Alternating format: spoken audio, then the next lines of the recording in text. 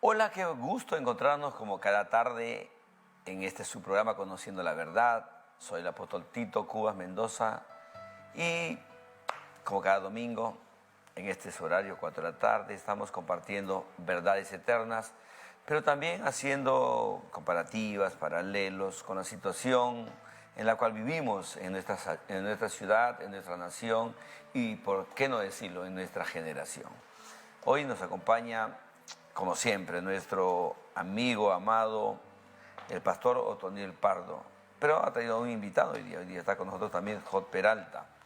Jod Peralta viene para poder hablar un poco acerca de la presencia de los cristianos en política, porque creo que tiene un proyecto político en estos comicios por venir. Quiero invitar a Otoniel para que nos dé un saludo. ¿Cómo está, Otoniel? Gracias, Tito, gracias a ti, gracias, Job, por acompañarnos, y también un saludo especial a todos la teleaudiencia que, fiel al programa, pues se engancha con nosotros y compartimos, ¿no?, de estas experiencias, conocimientos que tienen que ver tanto con las cosas eternas como con las temporales. Estamos en este mundo y somos sal y somos luz, así que aquí estamos para compartir de estas verdades que de seguro nos pueden iluminar a muchos de nosotros. Sí, siempre hablamos nosotros en el lado académico de la Biblia, las verdades presentes. Ajá, verdades. Y las verdades presentes son verdades que Dios va sacando a la luz de generación en generación. Bueno, ¿cómo estás, Job? Qué gusto verte. Siempre es un privilegio, ¿no?, compartir este tiempo hermoso que el Señor nos da en el programa Conociendo la Verdad. Le damos gracias a Dios por el pastor Otoniel Pardo, el apóstol Tito, por la invitación, y estamos aquí para poder compartir, ¿no? Gracias, amado Jod. Jod es un ministro joven, fresco en la Iglesia del Señor, y estamos orando mucho con Otoniel para que no lo atrape lo que son las estructuras, las fortalezas, las cárceles espirituales de la religiosidad. Así que... Sí, hemos hablado de eso. Justo veníamos de desayunar con él y fue un tiempo muy agradable que pasamos, una tertulia muy interesante.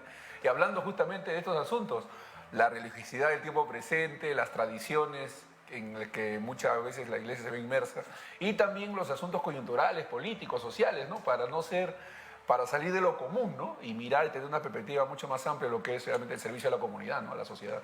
Hay un versículo que es muy conocido, a veces lo voy a preguntar a Job, sabe que este programa es Conociendo la Verdad. Claro, para ahondar y profundizar. Job, háblanos un poco acerca de este versículo que es muy conocido. A ver, quiero ver tu entendimiento en este versículo. Hay un versículo que nos va a ayudar para que nosotros podamos empezar a desglosar un poquito el lado político. Dice, cuando el justo gobierna, el pueblo se alegra. Ya, interesante, pero ¿no? te lo pregunto, ¿dice así el versículo? Cuando el justo... a ver, ¿cómo tengo entendido? Mira lo que te está diciendo. A ver. Cuando el justo gobierna, el pueblo se alegra. Claro que sí. No dice así. ¿Cómo ¿No? dice? Cuando los justos. Los justos. Los justos. Okay. Ya, está en plural. Está en plural. No, ¿por qué hablamos? ¿Por qué vamos a empezar con este versículo así? Porque hemos escuchado muchos, pero yo he escuchado bastante gente política que siempre desglosa este versículo así: cuando el justo gobierna, el pueblo se alegra. Y el versículo dice cuando los justos. Ajá. Habla de una pluralidad, entonces no habla de una singularidad. O sea, siempre hemos tocado este texto para presentarnos, yo como político, ¿no? Cuando el justo, o sea, ya saben, yo soy un hombre que conoce la Biblia y por ende tiene la oportunidad de vivir una vida de justicia, bueno, quiero postular, ¿no? Pero el versículo dice, cuando los justos gobiernan, el pueblo se alegra. Entonces, cuando no habla de justos, pluraliza, está hablando de todos. Las personas redimidas, nacidas de nuevos, que tienen tal vez la oportunidad de traer el gobierno en cualquier área específica donde fueron asignados. Vamos, creemos en ti. A ver, vamos a entender. Si hablamos de justos, gobierno, entonces nosotros estamos llamados a gobernar. Así ¿no? es. Estamos siendo llamados a gobernar, ¿no? Ahora, la iglesia no ha entendido que el gobierno, pensamos que el gobierno está en el cielo, ¿no? que vamos a gobernar en el cielo, y nosotros gobernamos la tierra. Claro. Nosotros, el gobierno está acá, la Biblia dice, ¿no? El reino de Dios es cercado a vosotros, entonces el reino está acá. Entonces nosotros gobernamos la tierra, señoreamos la tierra. La Biblia dice que de la mano de Dios está la riqueza, ¿no? Sale la riqueza, y de su mano está también hacer el bien para todos, para todos. Entonces, si hablamos mediante este concepto, ¿no?, de gobierno, entonces el gobierno es llamado a toda la iglesia a gobernar, a saber como un principio de reino, podemos decir, esto es un principio de reino, de gobierno, ¿no?, que tenemos que gobernar, que señoreamos la tierra, ¿no? Entonces, eso yo puedo mencionar en esta mañana ese punto, ¿no? O darle la interpretación. Bueno, sí. Y el aporte. Nosotros tenemos que entender que, bien dicho lo que acabas de señalar, muy importante, porque marca la diferencia entre lo singular y lo plural, porque lo plural tiene que ver con corporativo, con cuerpo, con equipo, con trabajo de unidad, y cosas que a veces no se ven en coyunturas políticas, ¿no? Cada uno de manera individual pretende imponer su persona, su candidatura, y no hay un sentido de equipo, de trabajo en unidad que se proyecte hacia la sociedad, ¿no? Que la sociedad pueda decir, puedo confiar en estas personas, ¿no? Porque todavía mantenemos una sensación mesiánica, ¿no?, de un salvador, alguien que nos pueda iluminar y ayudar, cuando se trata de proyectos, se trata de propuestas, de algo que tiene que ver con proyección de vida. Y creo que en ese sentido, pues sí, definitivamente se necesita de un equipo de personas, un grupo que pudiera, pues, unirse alrededor de un gran proyecto. Porque conversábamos con Job más temprano y hablábamos precisamente de cómo es que el político común, hablando de cristianos, que entra en este círculo, pues termina en el status quo, ¿no? O sea, no se diferencia, no marca una identidad innovadora, renovadora, no hace un aporte significativo, sustancial, sino que está dentro del status quo. Los políticos cristianos que han participado o participan, pues no se diferencian. Y mencionaba, pues, el caso de José, el caso de Daniel, el caso de Nehemías, personas que se destacaron, que mostraron una gran diferencia con sus contemporáneos. Y creo que ese tipo de cristianos es el que debemos de esperar y a donde debemos apuntar, ¿no? Cristianos destacables, cristianos que traigan una renovación y una innovación producto de una comprensión clara de lo que la Biblia, los principios de la Biblia de gobierno muestran, pues, ¿no? Porque la Biblia nos da muchos ejemplos de gobierno, de cómo realmente se hace un buen gobierno. Lo que tú dices es definitivamente muy interesante porque hablamos de unidad en medio de un proyecto, ¿no? Y el proyecto que tenemos en común todos los que somos gente que conoce a Dios, gente que un día Dios se le plació de traernos de la oscuridad a la luz y de la ignorancia al conocimiento de su palabra, es que el gran proyecto del Padre Divino está allí. Y eso nos une a todos, pero el sentido, creo que, de urgencia que tiene ese proyecto de Dios para esta generación, como que no veo, yo no estoy viendo que tiene mucho eco en muchas personas. Claro, no cuaja, porque todavía se mantiene, y tú lo has mencionado de una manera muy sutil, se mantiene todavía un sentido de individualidad, de un culto a la personalidad que no deja mostrar un equipo de trabajo, personas alrededor de un proyecto, que es como originalmente se originan los gobiernos. Pues los gobiernos siempre se desarrollan alrededor de un proyecto de vida, no de personalidades. Las personas pasan, pero los proyectos, las ideas claves se mantienen en el tiempo y viene un nuevo legado que asume la responsabilidad por aquello para llevarlo a la conclusión o al desarrollo de ese proyecto. Entonces, hay muchas cosas que tienen que cambiar primero en la mentalidad estamos hablando de líderes cristianos, que tienen que cambiar en la mentalidad de los cristianos, pues, renovar su manera de pensar y no seguir en ese sistema natural, humano, que el mundo presenta como modelo de gobierno, ¿no? Hay dos cosas que yo he visto, en las características que tienen muchos líderes cristianos en estos días. Cuando hablan de salir de la esfera de las cuatro paredes de iglesia, solamente tienen 2 puntos nada más, 2 líneas nada más. Hablan de entrar a la política, pero hablan demasiado. pero no tienen ni presencia ni influencia para nada en ese lugar. Y lo otro que hablan es del monte de la economía. Oh. Esos dos lugares, como yo, es más, yo he escuchado a uno que dice, Dios me llamó a la política y a la economía, o sea, a los dos lugares. Es como diríamos, ¿no? Soy pastor, apóstol, profeta, maestro, evangelista. ¿Has visto esas personas que se etiquetan pastor, apóstol, profeta?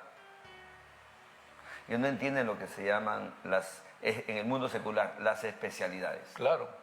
Y en el mundo cristiano ministerial se llaman, vamos a decir, mi llamado específico ya. Lo demás lo transiciona. Y mira, en el mundo económico, Adam Smith y muchos propuestas que hacen propuestas económicas hablan de la distribución del trabajo, o sea, la distribución de responsabilidades para que cada uno se encargue de una especialidad en particular. O sea, eso es muy interesante, ¿no? Por eso te decía yo, decías algo muy interesante que quiero preguntarle a Job. Ahí lo tenemos, Jota, que nos mira. No, por favor. Estoy aprendiendo. No puede ser así, aquí él ha venido también aquí a contribuir. Dijiste algo muy cierto. El mundo caído ha entendido más que muchos entendidos en Biblia. ¿Sabes cuál es la palabra? Corporativo. Porque ellos saben, entienden que si no se unen hoy de manera corporativa se quiebran, fracasan, se van. Pero la iglesia no ha entendido lo que es la palabra unidad, unánime, juntos, corporativa. Por eso que como que todavía no tenemos, creo, peso. Entonces, yo quiero preguntarle a Job, ¿cuál es el proyecto político en el cual tú estás empezando? No sé si ya lo empezaste, estás por empezar, o ya tienes la inquietud, te estás moviendo para esa área. Primero, yo pienso que así como hay seminarios para pastores, o escuela de profetas, para profetas, ¿no? También tiene que haber una escuela para políticos dentro de la iglesia, dentro del clero, ¿no? Formar políticos con el pensamiento de gobierno, de expansión, sobre todo de llevar el evangelio, que ese es digamos, el llamado que tenemos como iglesia, ¿no? Por decir, si sabemos que tenemos un político. Yo recuerdo hace mucho tiempo que yo soy de Chiclayo, y en los años 90 las famosas campañas evangélicas que hacían, ¿no? Y esa es mi inquietud, ¿no? Habíamos pedido permiso con anticipación para que nos den un estrado para hacer una campaña, y justamente había ese grupo, conoció al norte, todos sabemos qué grupo es, entonces, y ellos llegaron ese día y se tomaron la atribución, nosotros hemos pedido permiso y le dieron a ellos el estrado. Entonces la persona no respetó el permiso, ¿no? Entonces, me pareció incómodo, pero era un adolescente, me pareció muy incómodo. Entonces digo, Señor, ¿y qué si hubiese sido bonito si hubiese sido un hombre que estuviera acá temeroso de Dios, un hombre cristiano, tal vez no hubiese apoyado, y porque se postergó la campaña, se postergó totalmente? Entonces, siempre mi inquietud está así, ¿por qué no formar políticos, hombres con principios, reino, con principios bíblicos para poder influenciar? Entonces, conversando con el pastor Otoniel, el día de hoy, le digo, pastor, debería haber una escuela para poder formar.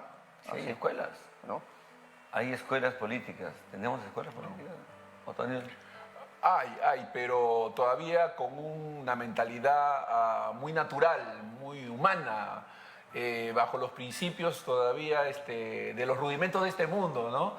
O sea, nosotros somos un pueblo que se distingue, o sea, eso es muy importante. La Biblia dice que somos real sacerdocio, pueblo santo, adquirido por Dios, o sea, somos un pueblo especial, y esa distinción debe marcarse y notarse, pero todavía no nos hemos imbuido de los principios de reino que la Biblia enseña, porque la Biblia nos muestra que hay principios de gobierno, que hay principios para prosperar, para que una nación prospere.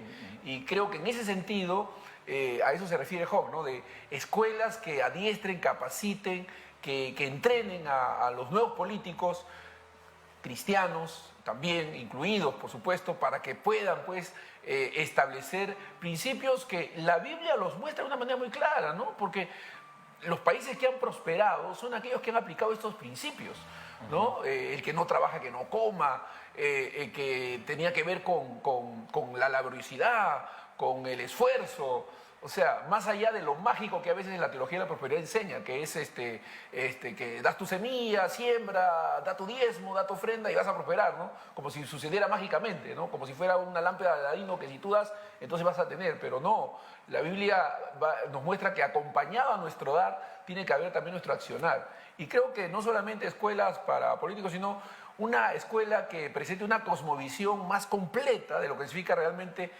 servir a Dios, que puede hacerse desde esta esfera de las comunicaciones, que puede hacerse de esferas de profesionalismos en diferentes lugares. Y lo que mencionaba Hog acerca de, por ejemplo, lo que sucedió de ser avasallado por un grupo que se impone frente a un grupo que primero pide permiso. Yo conozco un caso de un pastor a quien se le estaba arrebatando su terreno, la municipalidad estaba adjudicándose la propiedad de ese terreno porque quería usarlo para levantar ahí un centro médico, pero esa propiedad era de la iglesia. Y si no hubiese habido un hermano cristiano, abogado, que se pusiese al frente y que defendiese esa causa, se lo hubiesen arrebatado. Pero gracias a Dios hubo un abogado cristiano, un hombre de Dios que entendía su responsabilidad y que defendió esa causa y hizo que no le pudieran arrebatar ese terreno a este pastor. Entonces ahí vemos la necesidad de hombres justos, probos, que no se dejen corromper, que no caigan en la coima, que sigan los principios de la palabra de Dios, ¿no? Honradez y cosas así. Entonces todo eso tiene que ser renovado y creo que desde esta plataforma pues pretendemos instruir a las personas para que puedan ver más allá de lo coyuntural, ¿no? Que puedan entender que hay mucho más de lo que el mundo nos presenta. Una pregunta quiero hacerle a Job. ¿Estás listo para desarrollar o enfrentar algo que yo he visto desde que conozco un poquito de la participación de algunos creyentes o pastores en política y algunos líderes? He podido ver una característica muy marcada en muchos de ellos. ¿Cuál es? De que cuando llegan a esos lugares de gestión, se vuelven como que no esperan, ¿qué te digo, no? De que la gente, sea creyente o no creyente, tiene el derecho de opinar, tiene el derecho de evaluar la gestión. Te lo digo de una manera más entendible. Están propuestos a la crítica y al halago. Entonces, si hay una mala gestión o hay una equivocación, mucha gente no es honesta. No estoy hablando de dinero, no. De poder decir si me equivoqué, porque estoy aprendiendo. Una cosa es hablar de cualquier plataforma ahorita, o agarrar un teléfono, hablar de política, o escribir, y otra cosa es estar en gestión.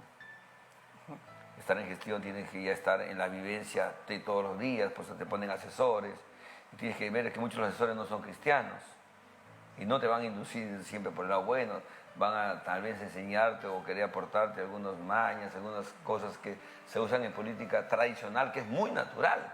Entonces la gente que de una otra manera espera el cambio, espera una reforma a través de esas personas, cuando no se dan, o como decía Otoniel, se meten en el status quo. Entonces, el ser humano, cristiano o no cristiano, está en todo el derecho de poder criticar en el sentido bueno, no estaba hablando de... Pero también, ojo, poder preguntar, poder cuestionar, porque eso es muy natural. Claro. Pero yo he visto de que hay unos hermanos que si los cuestionan, hasta que salen como 50 a atacarte, que esto, que el otro, que... Pero que él no entiende que aún no estamos hablando ni como cristianos, sino como gente cívica, que aporta en la nación, que contribuye. Entonces, creo que esos roles o esas funciones, todo está mezclado. Mire, yo pienso que, es mi opinión personal, ¿no? Lo que yo le comentaba al pastor Otoniel, cuando tú tienes, llamémosle, en el programa pasado hablamos acerca de los ministerios y el llamado como profeta, apóstol, ¿no? Entonces, pienso que también dentro de los ministerios debe haber, como Daniel, como lo fue José, hombres llamados a hacer gobierno, llamados a hacer política, ¿no? Cuando tú tienes eso claro, El libro de Isaías habla que Dios es tu legislador, tu juez y tu rey. Entonces, eso es fundamental para que nosotros no poder, o sea, entrar, digamos, en esa influencia maléfica que sabemos que hay ahí dentro del Congreso, ¿no? Entonces, cuando uno tiene eso claro, pienso yo, claro, realmente está que no te vas a ver afectado. Sobre todo la preparación. Es muy importante la preparación ministerial en ese aspecto. Es por eso que yo le digo al pastor, no cualquiera puede estudiar política, tendría que hacer un test. Y me comentaba que en Estados Unidos, es más, te toman un test, ¿no? De acuerdo a tu perfil y si estás capacitado, pues tú puedes ingresar a estudiar política. O sea, para que no pierdas el tiempo. Claro, porque si no, o sea, a eso voy. O sea, no puedes estresar, es que hoy yo voy por tus emociones, todo eso no. Es un test de perfil, bueno, de acuerdo a eso, ok, vamos. También sobre todo los que van a enseñar, o sea, sabemos a dónde estamos apuntando y vamos a dar fruto, ¿no? Vamos a dar fruto. Ese es el punto. Yo pienso que si nosotros tenemos eso claro, que Dios es nuestro legislador, nuestro juez y nuestro rey, no nos vamos a mezclar en eso. Y lo curioso es que nosotros, ahí le dice que tenemos que ser luz. Ok. Otoniel, ¿me entendiste la pregunta? Sí. Hay que entender algo muy importante. Yo he participado como candidato de diferentes oportunidades. Y una de las cosas que a nosotros nos enseña, porque uno tiene que aprender antes de entrar a la política, uno no debe entrar a experimentar ni aprender realmente, ¿no? Uno tiene que prepararse desde antes.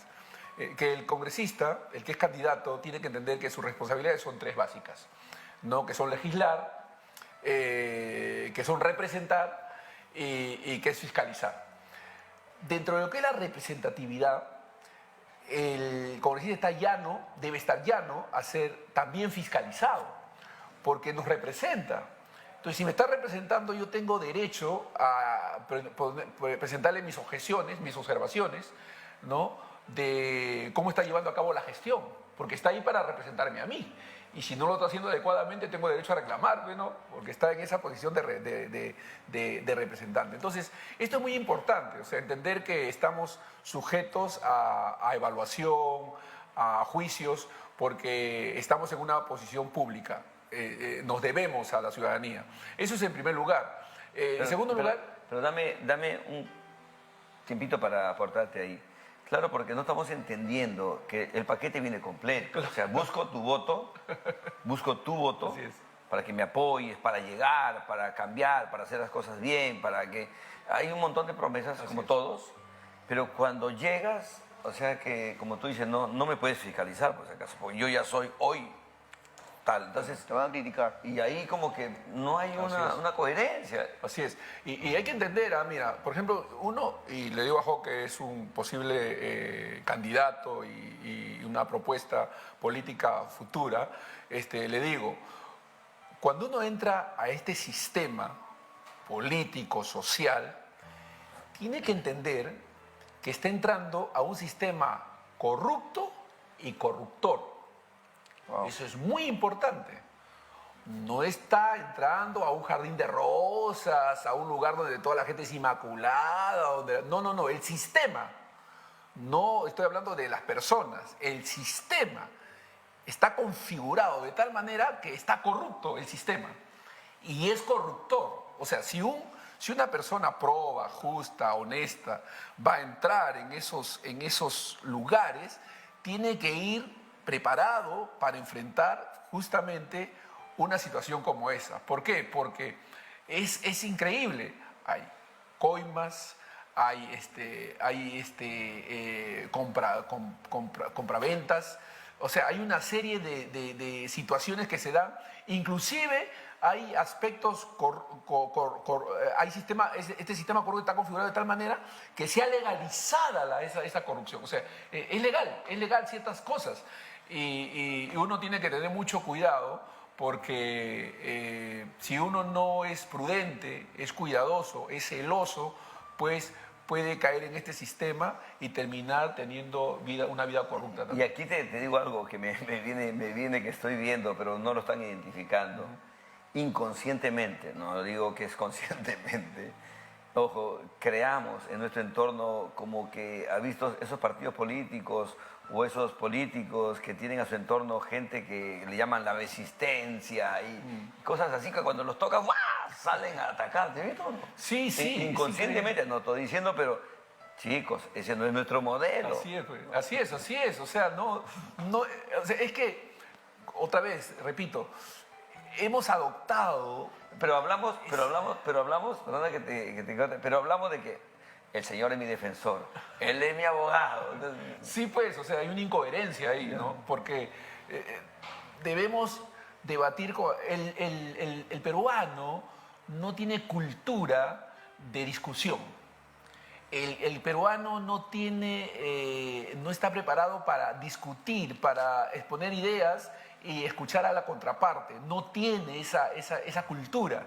En otros países hay debates muy acalorados, de mucha controversia, con respeto, con hidalguía, e inclusive con la capacidad de reconocer, hoy sí, vamos, estaba equivocado. Aquí en Perú no existe tal cultura. Mira, aquí la gente no reconoce. Tú nunca vas a escuchar a un político, me equivoqué, oye, no, sí, he sido corregido y me he equivocado. No hay esa Pero cultura. ahí también es donde yo te decía antes la pregunta. Creo yo que nuestros políticos cristianos, ellos deberían meter ese modelo. Pero ni ellos lo hacen. Exacto. Más bien justifican, se excusan o se quedan callados, la de siempre. No opinan, no hablan. Y ahí. Mira, ha habido una serie de observaciones al Congreso justas que tienen que ver precisamente con algunas prácticas que se han ido llevando a lo largo de los años. Y estas observaciones han sido legítimas. Y sí, no se ha encontrado a un congresista diciendo, reconozco que esto está mal, que así no debió ser. O sea, no se ha escuchado una voz. Como tú dices, han callado, han guardado silencio, han puesto la mirada en otro lado. O han activado su Pero ¿qué existencia. significaría eso también? Si ellos reconocieran, ¿qué significaría eso también? Bueno, significaría que están asumiendo una mea culpa por todo ese grupo pues, de conglomerado de personas que pues callan y justifican una cosa No, que está mal. y ya sería un buen precedente. Claro. O que sea, en medio de todo eso, se abriría una luz de esperanza para que otros por allí... Acuérdate que lo bueno también imparte, pero como es más, todo es lo malo, la gente está, como tú decías yo, está totalmente esclava. Otoniel, vamos a un pequeño corte comercial y bueno, volvemos nuevamente en Conociendo la Verdad. Los temas están muy interesantes. Job tiene que alistarse, acuérdense que para política, las 5 crisis de Job: crisis económica, familiar, sentimental, conyugal, y la otra, ¿cuál es? Interpersonal. Vamos.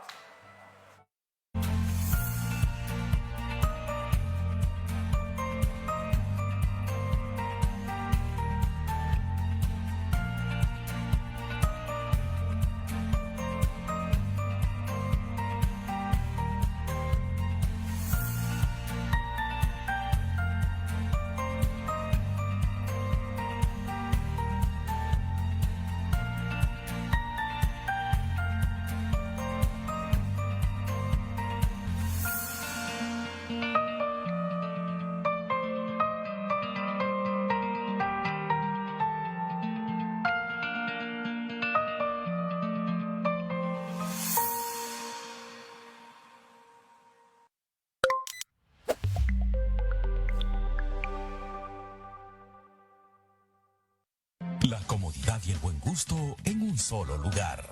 Muebles Maldonado. Calidad y diseños exclusivos en salas, comedores y dormitorios. Todas en finísimas piezas de caoba y cedro. Te esperamos en nuestro único lugar de ventas y exhibición. En el Parque Industrial de Villa El Salvador. Teléfonos 287-1210 y 260-5033. El mueble anhelado. Solo en Muebles Maldonado.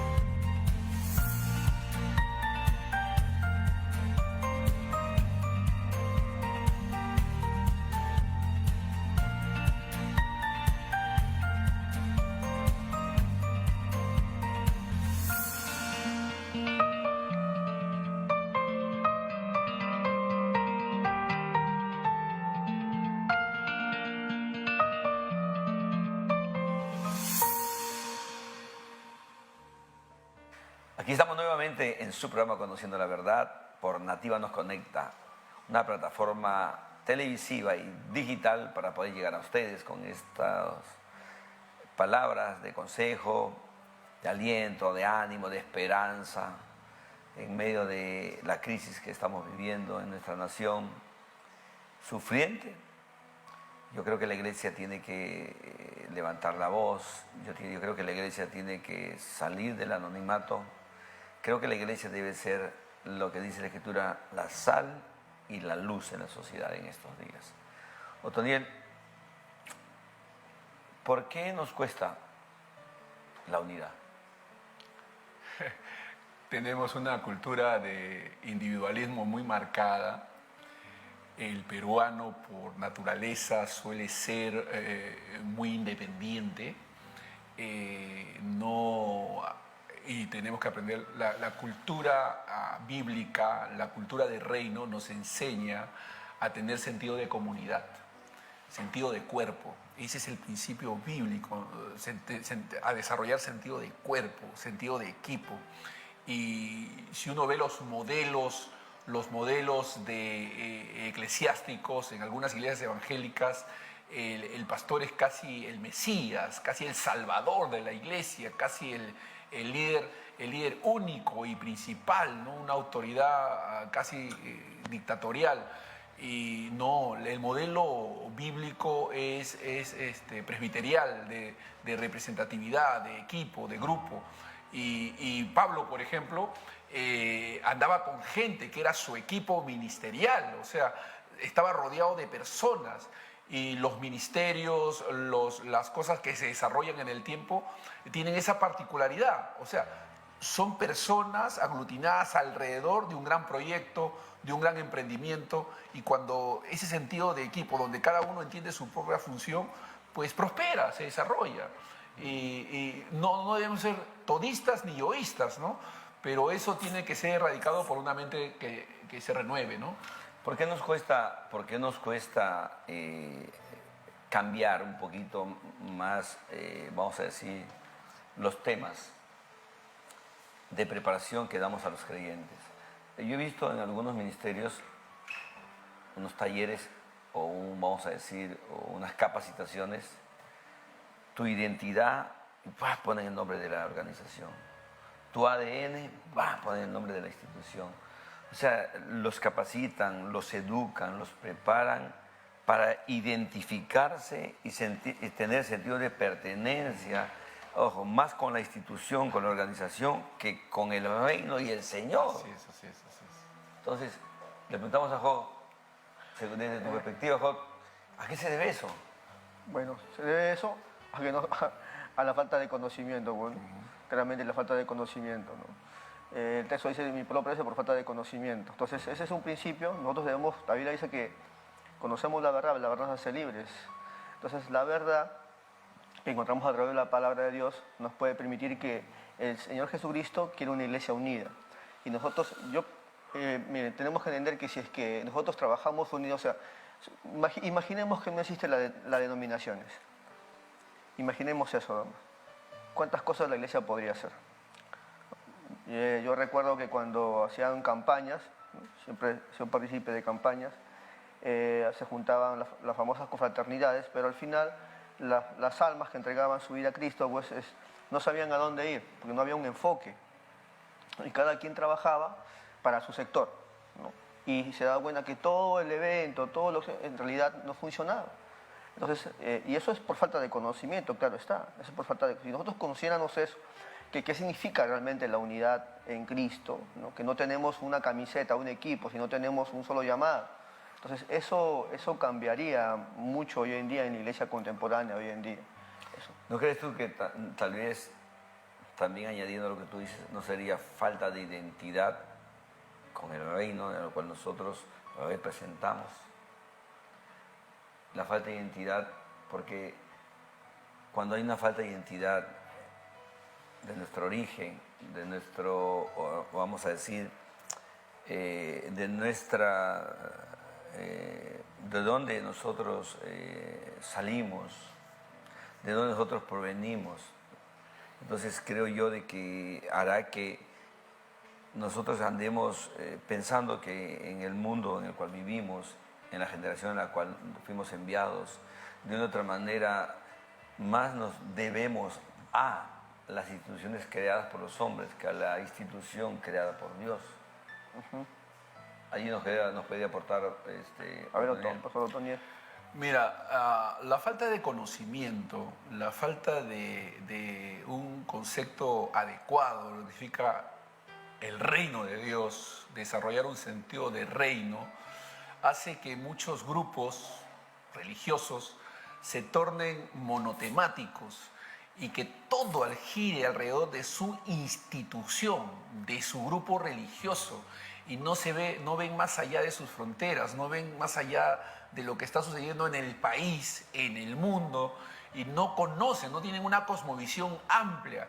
Yo le mencionaba a un hermano la diferencia entre Lucas y los demás evangelios, porque los demás evangelios fueron escritas por personas, pues, tanto Mateo como Marcos, fueron escritas, incluyendo Juan, por personas provincianas, por personas de la ciudad de Judea, pero Lucas era un personaje cosmopolista, tenía una visión mucho más amplia y escribe desde esa perspectiva y hace un aporte increíble para la iglesia a través de sus dos escritos, que son el del libro de Lucas y el libro de Hechos. En el caso de Pablo y Pedro, por ejemplo, esa distinción, Pedro, un provinciano, una persona dedicada a la pesca, y un Pablo cosmopolita, con una mentalidad griega, con una raza judía y con una nacionalidad romana. Es decir, estaba nutrido de una serie de elementos que le podían dar una perspectiva mucho más amplia de las cosas. Y creo que lo que carece en nosotros muchas veces es amplitud. Es como decíamos siempre, ¿no? Es bueno siempre poder nosotros prepararnos de una manera general. Claro. Prepararnos de una manera integral. Ajá. El tema que hemos visto en la iglesia es que solamente iglesias de liberación, que ahí se quedaron. Iglesias de evangelismo, y ahí se quedaron. Profética. O sea que como que no hemos entendido que aún un profesional, un médico, para llegar a una especialización tiene que llegar a un estudio general. Claro, claro. Entonces creo que esos principios, creo que falta ser entendidos por la iglesia. Claro.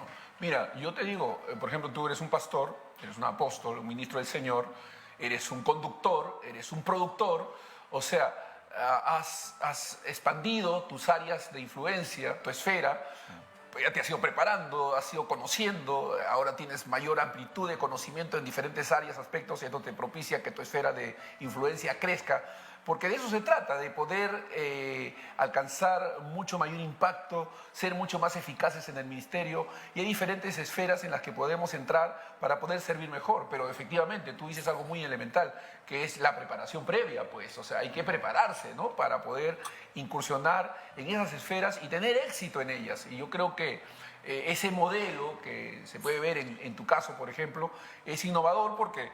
Vamos, no es muy común ver a un pastor incursionando en estas esferas y haciendo cosas que ahora haces. Entonces, quiere decir que sí es posible, quiere decir que no tengo por qué limitarme y pensar que para esto nomás y en esto nomás tengo que hacer. O sea, puedo hacer otras cosas más. Yo creo que el COVID vino a desatar muchas cosas que teníamos dentro, Ajá. que las ignorábamos. Así es, así es. Entonces, lo que la gente llamó, yo estuve en esos días de COVID, como siempre, a veces en son de broma también digo a la gente, ¿no? Me bajaron muchos WhatsApp del cielo para esos días.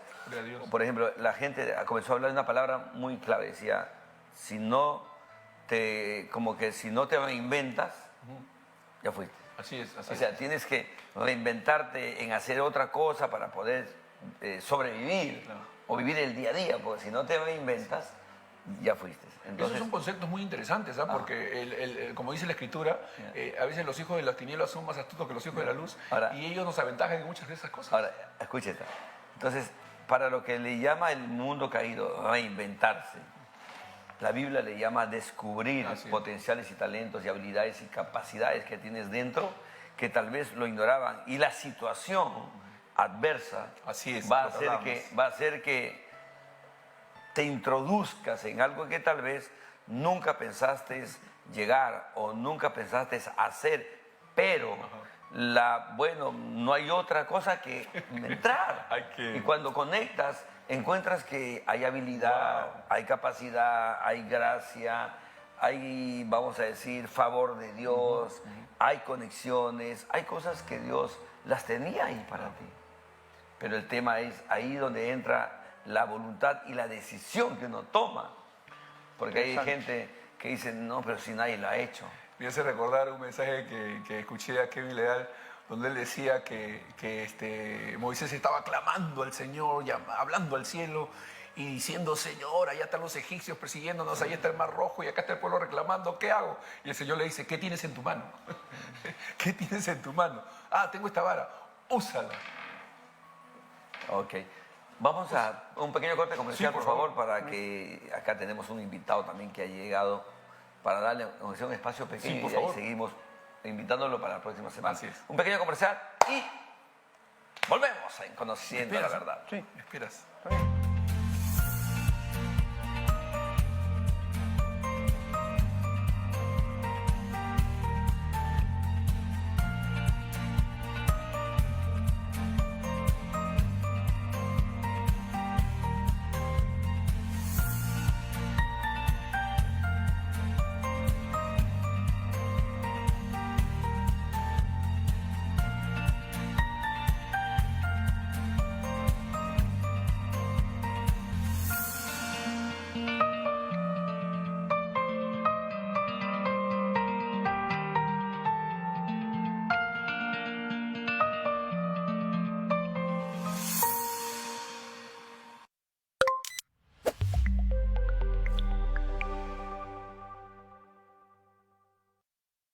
La comodidad y el buen gusto en un solo lugar. Muebles Maldonado. Calidad y diseños exclusivos en salas, comedores y dormitorios. Todas en finísimas piezas de caoba y cedro. Te esperamos en nuestro único lugar de ventas y exhibición. En el Parque Industrial de Villa El Salvador. Teléfonos 287-1210 y 260-5033. El mueble anhelado. Solo en Muebles Maldonado.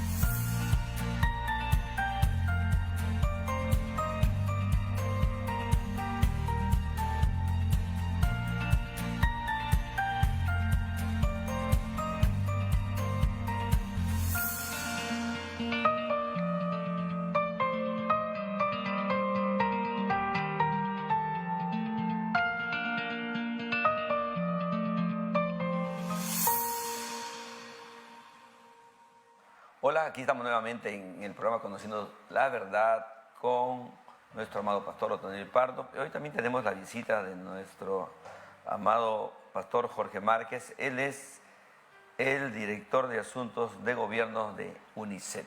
Bienvenido, Jorge, ¿cómo te encuentras? Muchas gracias. Gracias también a todos ustedes por la invitación. Encantado de estar acá. No, claro que sí, más bien queremos compartir contigo algunos temas, no solamente de la función que tú tienes en UNICEF, porque sé que también estás muy metido en el seminario. También queremos hablar contigo en el tiempo que tenemos acerca de la condición y la coyuntura que está viviendo nuestra nación. Y por eso quiero que Otoniel, que está más cerca a ti, te pueda hacer una pregunta. Bueno, Jorge, gracias por estar. Eres un invitado de lujo. Es un hombre muy, muy importante en lo que tiene que ver con asuntos políticos, de gobierno, sobre todo de la esfera eclesiástica, ¿no? O sea, nos representa a través de UNICEF tratando con asuntos de gobierno.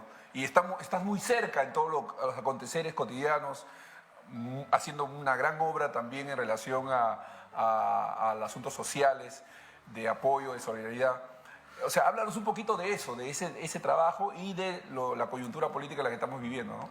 Bueno, creo que el país está pasando una transición a una identidad no construida hasta ahora. Creo que es una deuda histórica que tenemos en el país.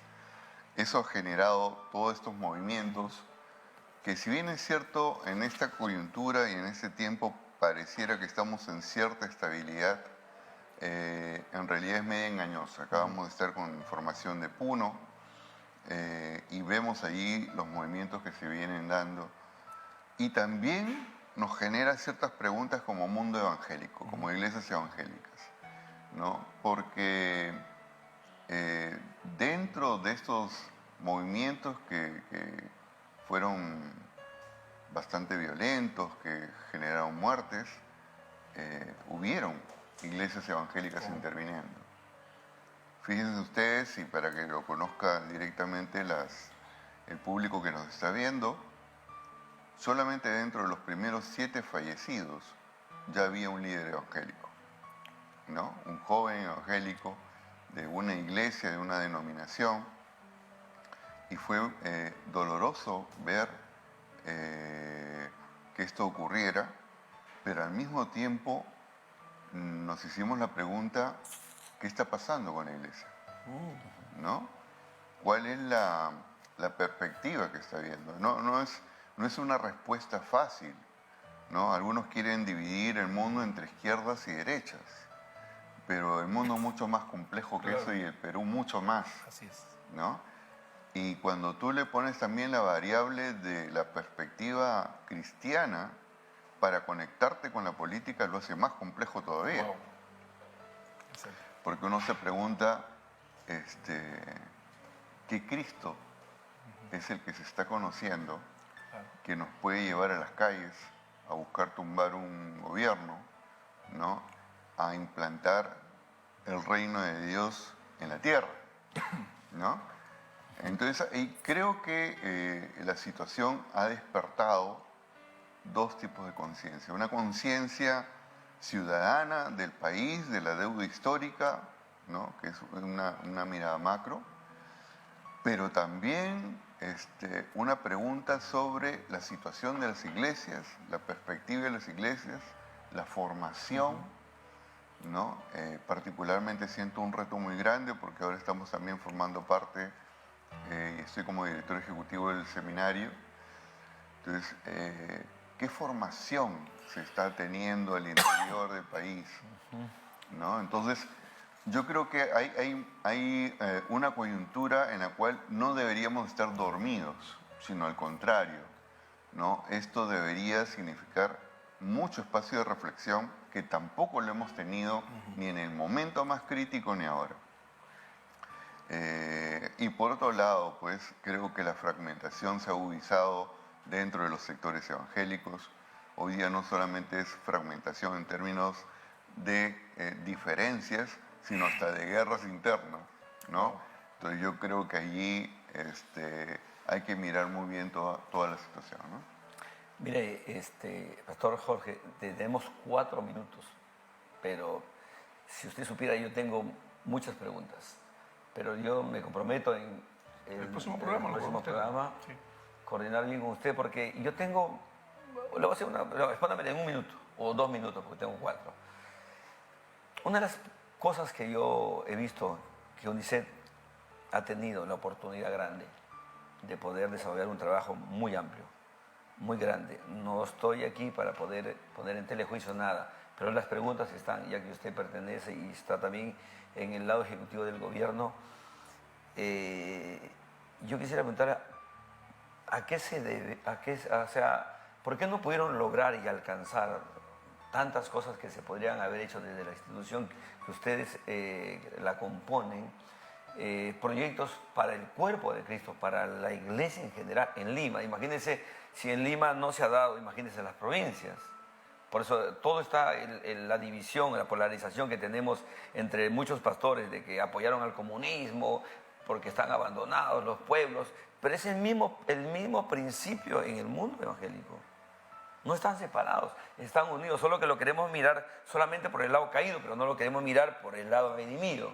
Entonces, por ejemplo, yo sé, ahora hay una cosa interna en cuanto a lo que es el culto de acción de gracia, y ha aparecido otra institución nueva que ha desplazado también a UNICEF en cuanto a algunas actividades con el gobierno, pero UNICEF trae desde el tiempo de Alan casi la gestión con todos los gobiernos. Lo que pasa es que, como digo, ¿no? El mundo evangélico no ha tenido un proceso de unidad históricamente. No hablemos ni siquiera de los últimos 5 años. Podemos remontarnos y las posiciones han sido diversas. Pero en esta última coyuntura se ha vuelto mucho más violenta. Sí, yo eso sé. Y se ha vuelto violenta por los discursos que están saliendo de las propias iglesias. Los discursos nacen de la interpretación de la realidad. Y entonces están habiendo teologías que más que unirnos, la unidad es una buena voluntad, pero si a la unidad como discurso le pones perspectivas de vida donde tú crees que tú eres la verdad y tú eres la única forma de hacer las cosas, no dejas espacio al resto. Y ese es el gran problema que tenemos. UNICEF está haciendo todo lo necesario para mantenerse en el tiempo cerca de los gobiernos, y allí yo creo que hay un logro, porque son diferentes tipos de gobiernos los que han pasado. Ha generado labores sociales muy importantes que siguen abriendo los espacios, ¿no? de respeto hacia el mundo evangélico. Ya para el próximo programa, porque sé que la seguimos la próxima semana. No hay problema. Déjelo ahí. Podemos hablar de las cosas específicas, pero yo te digo, yo sí me siento bastante satisfecho de que, a pesar de esta situación interna que creo yo que se puede arreglar, ¿no? Se ha logrado durante toda esta secuencia de gran inestabilidad política un espacio para el mundo evangélico. Y no solamente hablemos de UNICEF, hablemos también de CONEP, ¿no? Porque son las dos instancias que están. Bueno, Pastor Jorge y Pastor Daniel, gracias por estar hoy en nuestro programa.